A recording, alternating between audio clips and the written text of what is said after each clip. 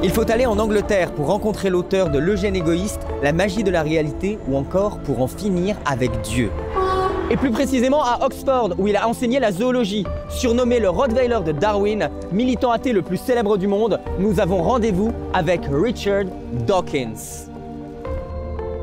Professor Dawkins, thank you for accepting the invitation for this interview to talk about your work and your last book, Outgrowing God. I show it in the camera. We'll talk about all of this. And I will let my colleague begin with the word meme. Yeah, absolutely, because you coined the word meme, a creation that has, dare I say, surpassed its creator. What are your thoughts and feeling about the success of this word in popular language? Is it still the subject of scientific research? It is the subject of scientific research, largely led by Daniel Dennett, the American philosopher, and Susan Blackmore in Britain, and a few others, who retained its original meaning, which is to be a kind of cultural analogue of the gene, the replicator which reproduces itself in the milieu of human culture.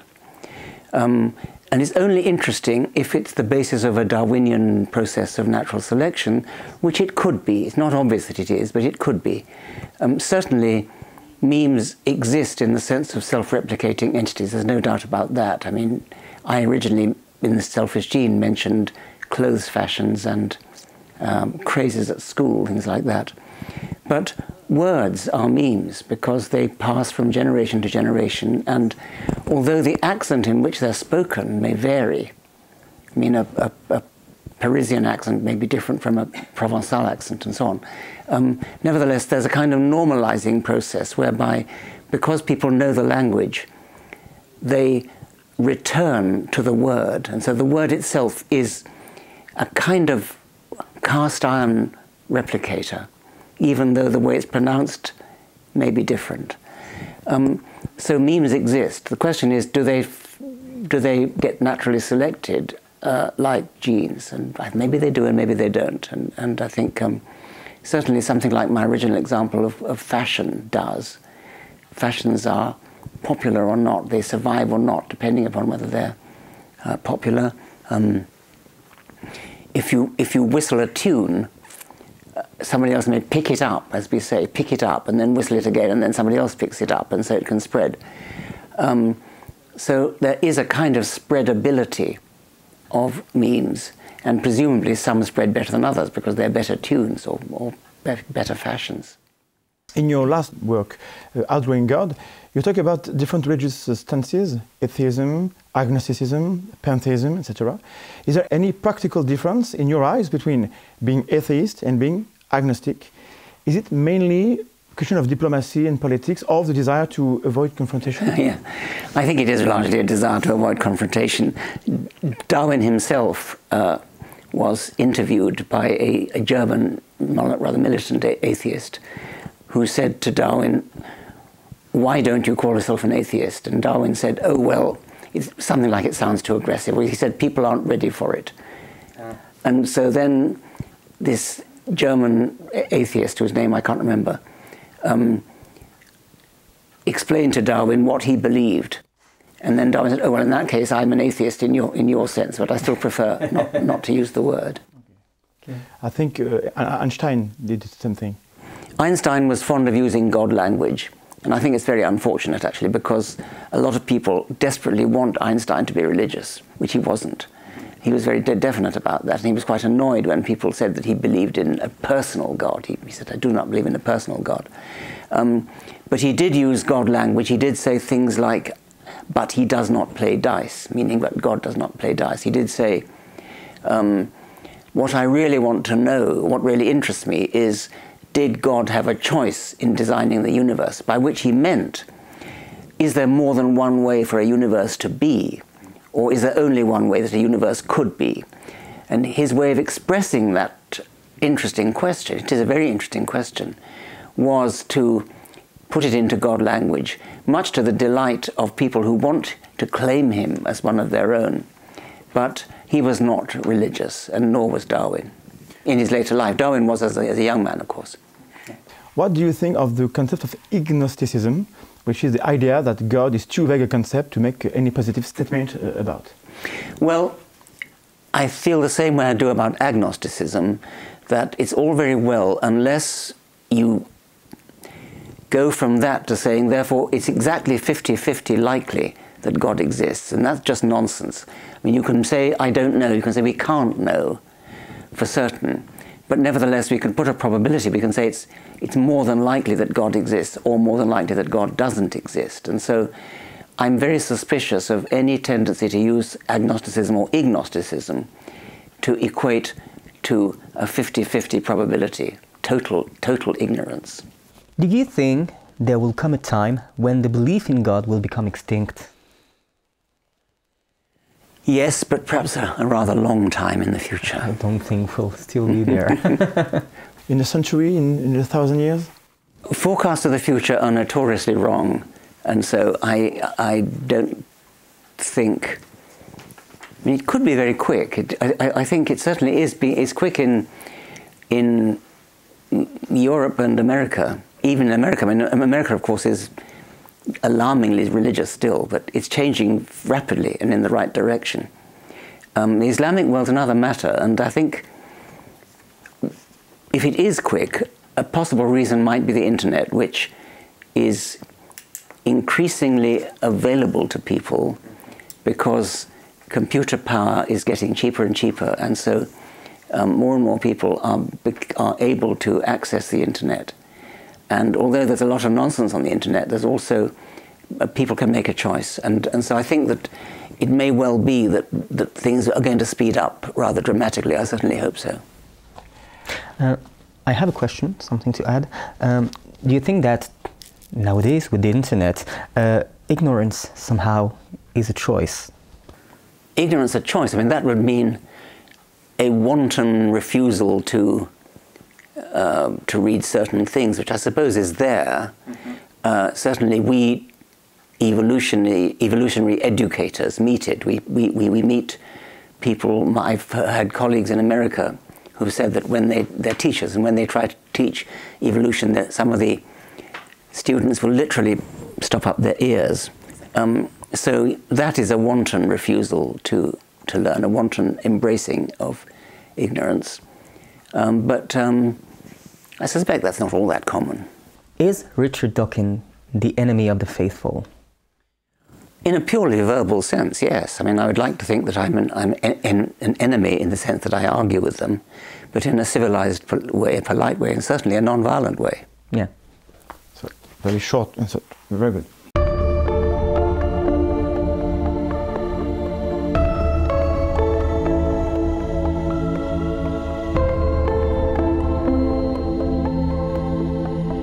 La France et l'Angleterre sont voisines, mais ont un rapport au sacré très différent. L'une des deux nations a décapité son roi et sa reine. Comment voit-on la France depuis outre-Manche? What are your thoughts on the French concept of laïcité, which theoretically offers everyone the freedom to follow their conscience, but forbids the claim that the rule of any god trumps human law? I hadn't thought about it very much. Obviously, I'm in favour of everybody following their conscience, as long as they don't infringe other people's liberty. So I believe in liberty. I believe in freedom of speech, freedom of expression, and so I certainly wouldn't wish to impose my own beliefs on anybody else. Of course, we all remembered your coup d'état on the bus a few decades ago, where you made an advertising saying God probably doesn't exist, so enjoy your life. I can't remember the correct word. So it's definitely not aggressive, just means do as you want. Yes, that probably was put in by the woman who initiated the campaign, called Ariane Sherine.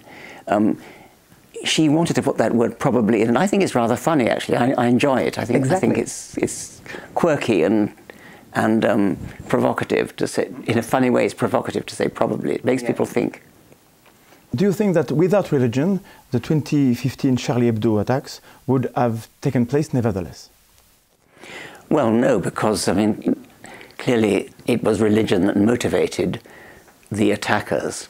they were indoctrinated as children to believe in their religion, and they believed that it was absolutely, they were sincere, honest people who really believed that anybody who insulted Allah or Muhammad deserved to die. That's what they'd been brought up to believe. And so, no, of course, the attacks would not have taken place but for religion. How do we make the distinction between believers and fanatics who worship the same book? Well, I suppose fanatics will take the law into their own hands and will do positive harm to people, whereas believers who are not fanatics will just let live and not interfere with other people's freedom. But can atheism be used as an alibi for anti-Muslim sentiment? I doubt it. I mean, I can't imagine any atheist justifying violence. I mean, anti-Muslim in the sense of arguing with Islam, that's fine. I mean, that of course we can do that. But I don't think any atheist who is a genuine, sincere atheist would ever actually kill anyone or hurt anyone because of their atheism. I talk about alibi. Sometimes political agenda use atheism stances to attack Muslims. Well, okay, I mean, I would attack them in argument. I would argue with them. I certainly wouldn't attack them violently, and I don't think I would discriminate except insofar as they discriminate against the rest of us.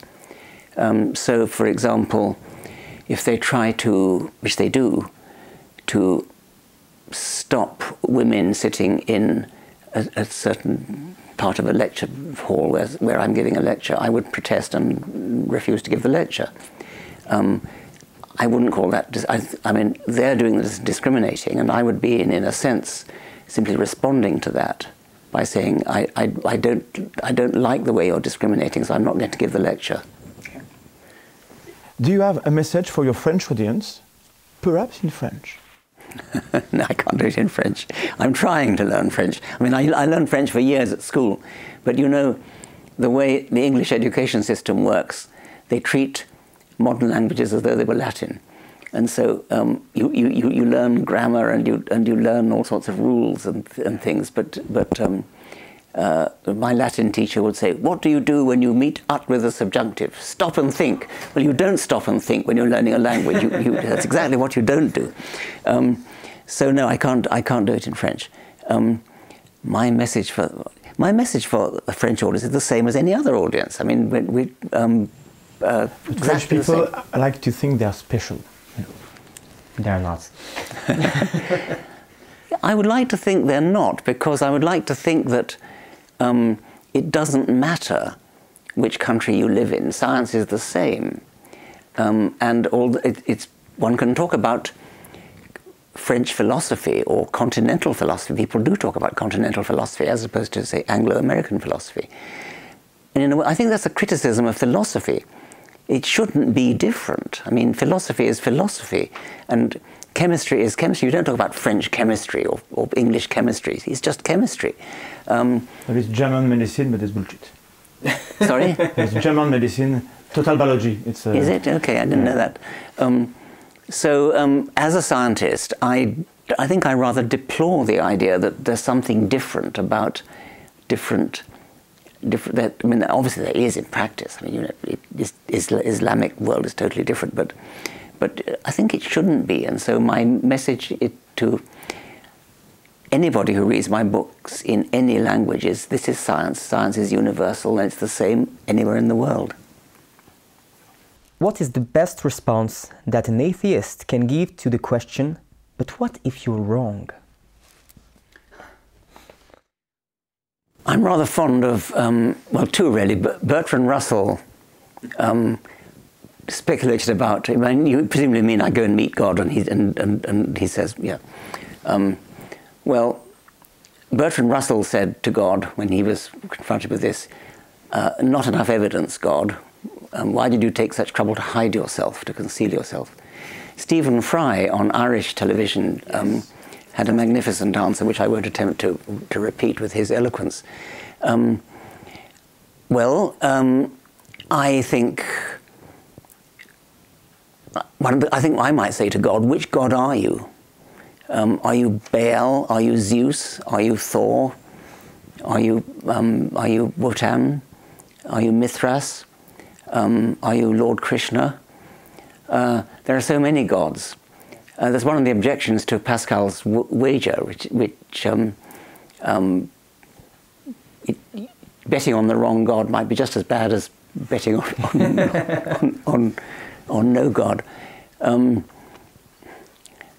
Yes, well, as I think I said to a young woman in America when she asked me that question, it's on YouTube somewhere. Yes.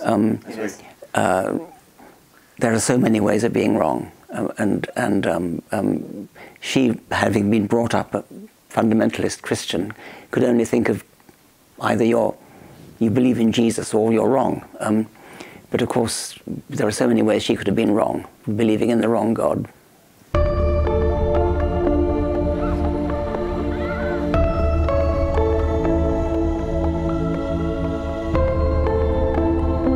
Les sciences cherchent à expliquer le monde, un projet qui recouvre en partie celui des religions. Dès lors, science et religion sont parfois décrites comme étant condamnées à se battre à mort. As Oxford University's professor for public understanding of science, were you forced to deal with the question of religion? No, I wasn't, and it was really not an issue. I suspect that rather the contrary. Some people might have thought that I should not deal with the issue of religion, but I did anyway, but only in a small way. I mean, almost all my books have just been about science. I think the God Delusion and Outgrowing God are the only two which are about religion. But no, the Simone professor was never either told to deal with religion or told not to deal with religion.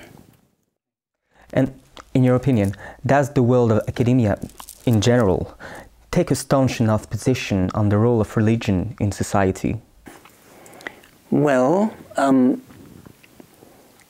I think that it would be nice if the great majority of scientists who actually are non-religious would come out and say so, instead of just getting on with their work in the lab and ignoring the problem. Because it slightly gives the impression that people like me and Sam Harris are the only ones. Whereas, of course, the great majority of scientists, especially sort of elite scientists who belong to national academies, are actually atheists. And I think that fact needs to be more widely known, because otherwise, as I say, it sounds as though voices like mine and Christopher Hitchens and Sam Harris are kind of lone voices, which of course we're not. Are you an extremist in their eyes? Well, they might think so, but actually I'm not. I'm just ordinary. I'm just the same as the rest of them. I just speak out. You talk about how our brains have evolved to see patterns. Is this the same quality that leads us paradoxically towards scientific discovery and toward religion? Yes, I mean, certainly seeing pattern is one of the things scientists do, and they do it in a very systematic way, and they test their ideas on pattern. I suppose, insofar as religion attempts to explain scientific phenomena like the universe and life and things, they do attempt to see pattern as well, and they just see it wrong. Are human beings wise enough to make thoughtful use of new technology, in particular emerging innovations in genetic engineering, such as CRISPR-Cas9? Would it be more prudent to refer to the guidelines established by religion?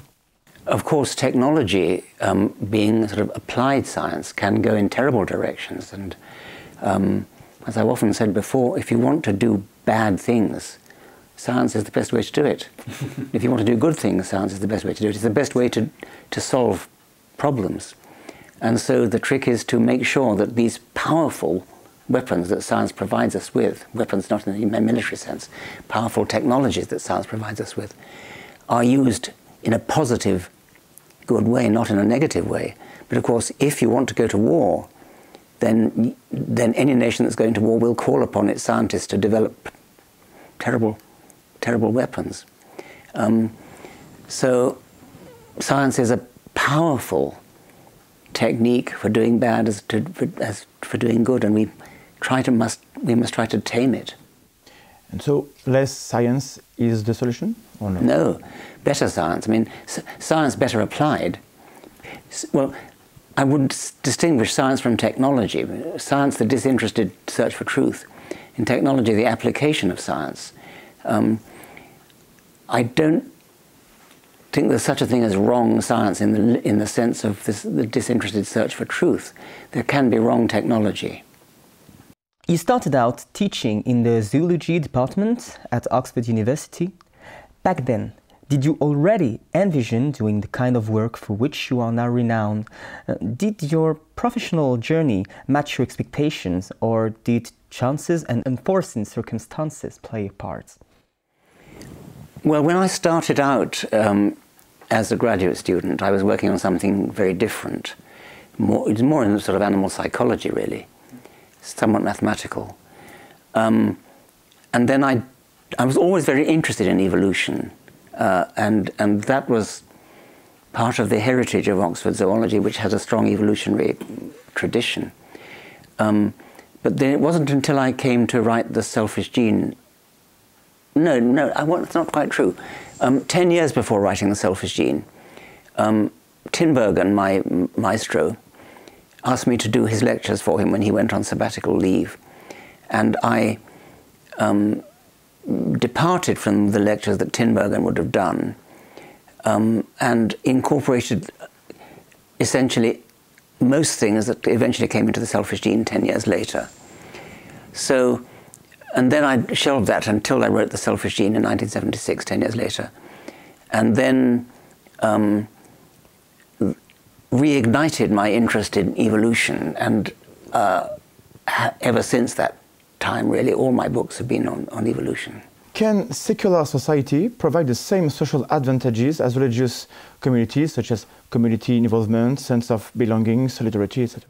A lot of people think they need to go to church for their sense of community and belonging. I'm not sure that's really very plausible.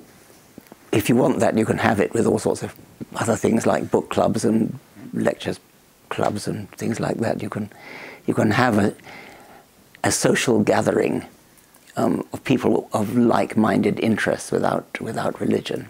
And similarly, when things like weddings and funerals, I don't know about you, but I find that when I go to a religious funeral, the bits that I think are moving are the bits that are not religious, the bits that are a eulogy by somebody who knew the dead person and loved them, or maybe some music that the dead person loved, or poetry that the dead person loved.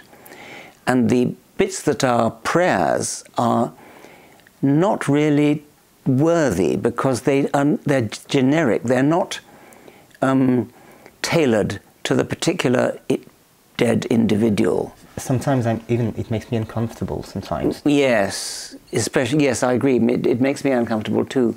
And weddings, I suppose, similarly, if it's a formulaic ceremony, which is the same for everybody, it's not moving in the way that it is if it's tailored to the individual concerned.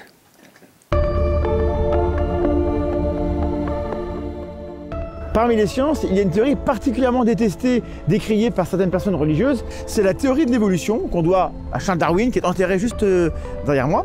Et Richard Dawkins a dit à ce sujet qu'il était très compliqué, avant Darwin, d'être à la fois un scientifique, un intellectuel et un athée, parce que c'était, oui, très compliqué, Vlad Tapas, très compliqué. Et puis après Darwin, ça a un peu changé. Half of Outgrowing God is devoted to explaining the evolution of life. Does that mean that the theory of evolution is the best argument against theism?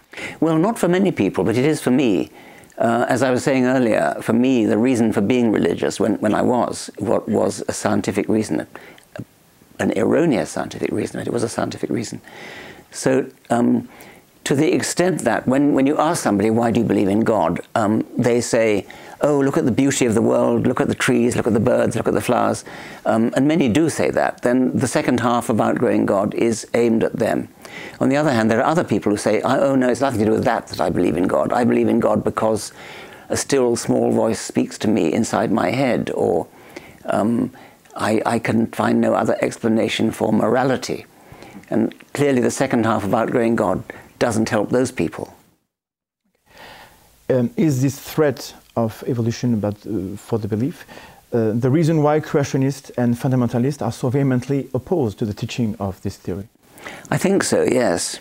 I think that, especially in America and in the Islamic world, they regard the scripture as holy and unchangeable and the revealed truth of God, and therefore anything that seems to contradict scripture, they will fight. That, of course, does not apply to so-called sophisticated theologians, bishops and archbishops, who have no problem, or most of them have no problem with the scientific worldview, but who kind of talk around it in my view, rather gobbledygook ways. Outgrowing God is aimed at teenagers and young adults. Do you think it stands a chance of reaching the audience who could benefit from it most? Well, the obvious problem would be if parents of young people forbid them to read it or something like that. But I think by the time they reach teenage, that's probably unlikely to have much effect.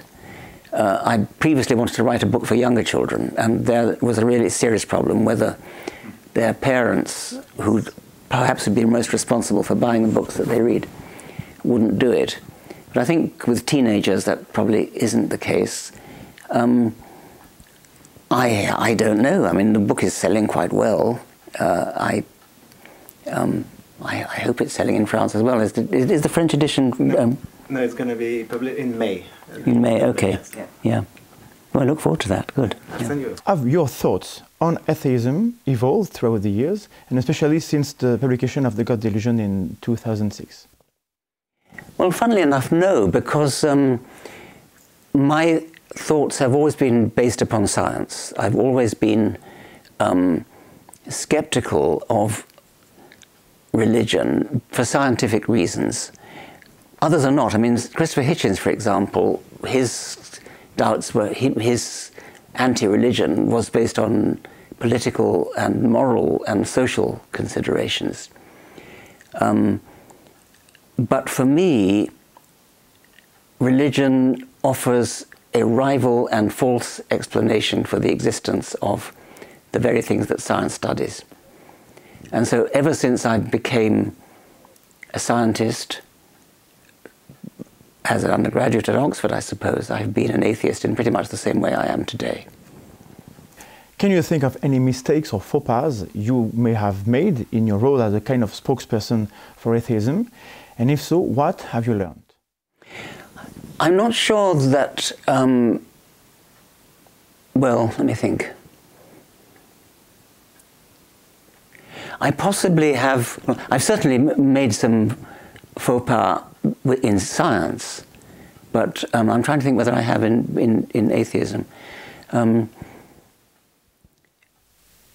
Maybe something you said, you said, maybe I should not have said that in other occasions. Okay, I have been criticized by fellow atheists for implying that the people I'm arguing against are stupid.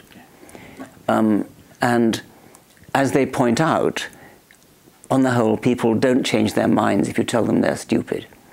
So I have been criticized for not being sufficiently seductive, sufficiently approaching, sufficiently gentle. What do you make of that sort of criticism? I think there's a lot in it. I think it's not absolutely true that you can't change somebody's mind by not telling them they're stupid, but letting them draw the conclusion that they're stupid. I myself, as an undergraduate, was very much taken by the French philosopher and priest Pierre Teilhard de Chardin. And I thought his book, Le Phenomenon of Man, Le Phénomène Humain, was great.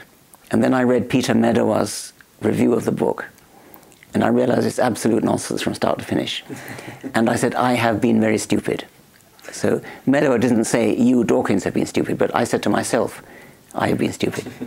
And so I don't think it's necessarily true that if you show that somebody's been stupid, that they therefore will automatically bridle and take against your what you're trying to say. I was once actually sued for a large sum of money by a man in Texas for saying that anybody who claims not to believe in evolution is either ignorant, stupid, or insane. And a lot of people, including him, thought that was going too far. But note that there's ignorant in there, and there's nothing wrong with being ignorant. Exactly. We are all ignorant about most things. And so it simply is a fact that people who don't believe in evolution are ignorant. Whether or not they're stupid or insane is another matter, and I de-emphasize that, but they're certainly ignorant. And that's not an insult. It's just a statement of fact. What advice can you give to people who are put upon by religion, family members and friends, and wish to unconvert them? This is the most difficult question I'm asked, and I'm frequently asked it. By often young people who have become atheists and greatly grieve their parents, distress their parents, or perhaps their spouse. And there is no easy answer, because the parents are deeply sincere, deeply hurt, deeply worried. They think their child is going to hell, and they are genuinely, exceedingly upset. But yet the child is right.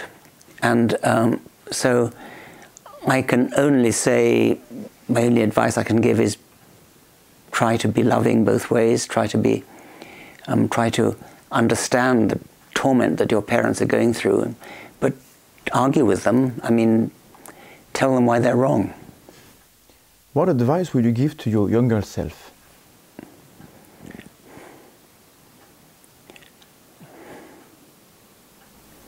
Well, don't make the mistakes I made, but that's not really being very specific, is it? I mean, if you're asking me what mistakes I made in my career, I devoted an enormous amount of time to computer programming, which was fascinating, is fascinating, but it's a vice. And so all the time I could have been doing biology, I was actually writing computer programs,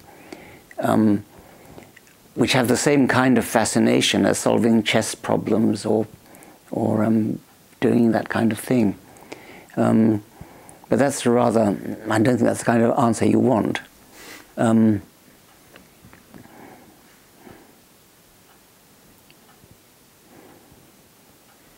I would like to be in that position in a way. Curiously enough, a few years ago, I was approached by a television company who wanted to sequence my genome, and indeed they did sequence my genome completely. And the idea of the television program was to take my genome on a disk and bury it for 500 years.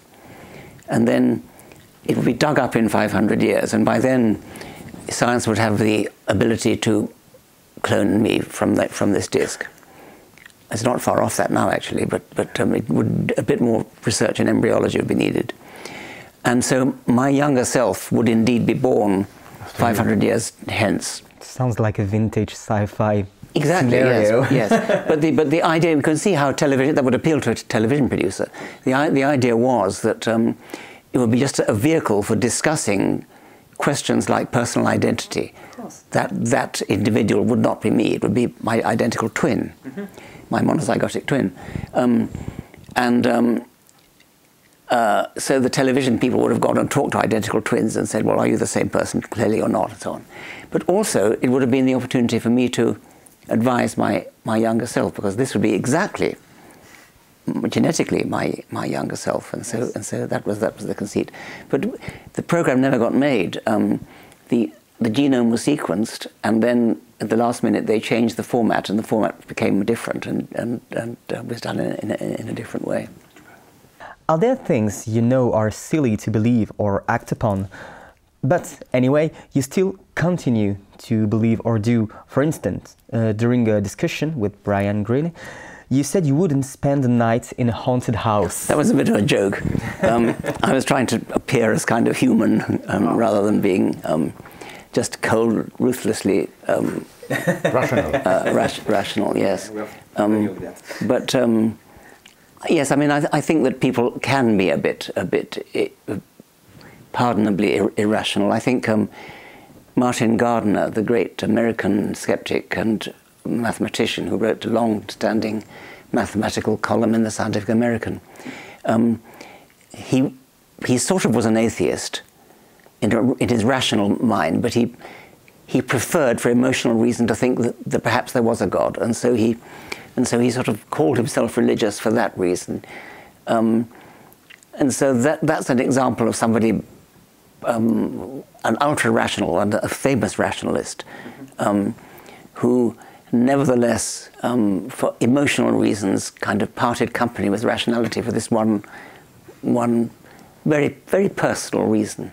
That's for Mr. Gardner, but for Richard Dawkins. That's something. No, I not at all.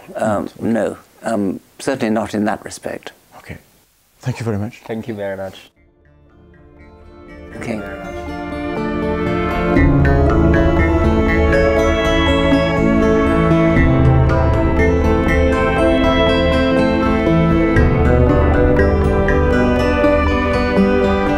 Pour Richard Dawkins, Dieu ne sert plus à rien. Et pourtant, il y a toujours des croyants, y compris des gens brillants. On ne croit pas sans raison. Mais interrogeons-nous suffisamment les raisons de croire au surnaturel. Respecter quelqu'un, c'est penser qu'il est capable de vouloir savoir pourquoi il pense ce qu'il pense. On ne respecte pas quelqu'un quand on le croit incapable de supporter qu'on se questionne sur ses croyances. Beware of what you put in your brain.